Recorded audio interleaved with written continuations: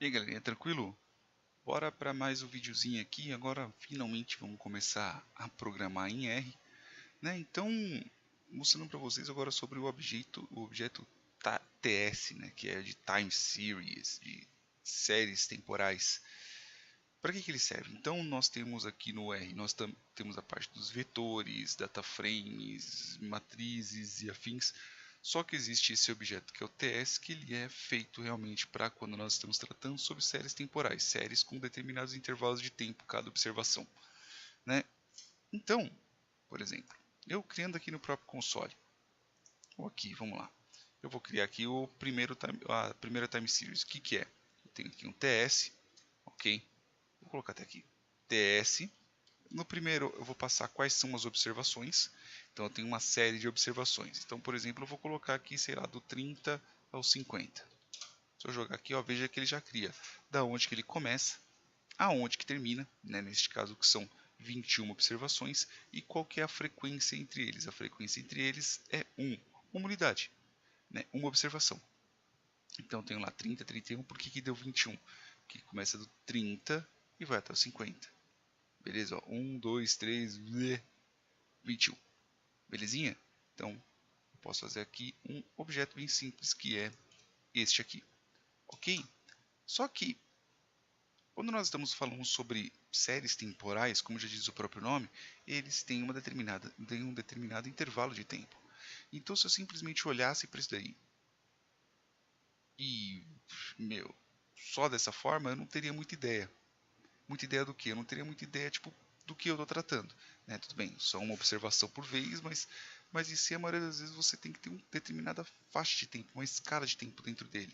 E é nessa que nós conseguimos colocar aqui no próprio TS. Então, por exemplo, se eu colocasse aqui TS, beleza? Então eu vou colocar, sei lá, tipo do 1 ao 23, por exemplo. E eu falasse que ele começasse, sei lá, start. Vou colocar uma data, por exemplo, 2010. Beleza? E se eu colocar aqui Start 2010 e eu rodar, olha só, ele começa em 2010 e ele termina em 2032. Como assim? Cada observação que eu tenho, neste caso eu colocando Start e eu não mudando a frequência, ele vai interpretar como se fosse um ano. Né? Por quê? Porque eu coloquei o Start dele naquela forma. Né? Veja que aqui o Start está começando como 1, pelo fato de eu não ter mudado, e aqui o Start está 2010, que foi onde eu coloquei. Né? Só que, se eu pegar aqui também e eu alterar a frequência, né? Então eu vou colocar aqui, por exemplo, frequency e vou colocar, por exemplo, 12. O que eu estou falando aqui? Eu estou falando que eu tenho 12 intervalos, neste caso estamos tratando sobre datas, tenho 12 intervalos para poder completar um ano. Então 12 intervalos, o que seriam? 12 intervalos seriam os meses do ano. Então na hora que eu executar, veja só, ele mesmo já preenche sozinho. Então ele já coloca janeiro, fevereiro, março, abril, blá blá blá, e já coloca tudo certo para mim. Veja que o próprio R e o objeto TS, ele já faz isso. Então, se eu pegar aqui, sei lá, colocar aqui 24 só para pegar certinho, ele vai dividir todos os anos certinhos. Ok? E eu posso começar também por isso e eu terminar no único local. Então eu posso começar, sei lá, tipo, de 2014, né? Então 2010, desculpa, eu coloco aqui end 2000 e neste caso aqui a gente está falando de 2011, ok? Eu vou rodar. Veja que ele está reclamando. Por quê? Por causa da frequência em si. Se eu colocar somente 2010 e eu colocar, sei lá, end 2010, eu vejo que ele reclama, ó, ends, né? Ah, esqueci da vírgula. Aqui, ó, end. Ó, quando ele termina em 2011, ele só vai até a primeira observação. Né? Eu estava confundindo as explicações, desculpa. Só que, pô, eu não quero pegar só até este pedaço. Eu quero pegar, sei lá, tipo até junho. Então, na hora do end eu passo um vetor.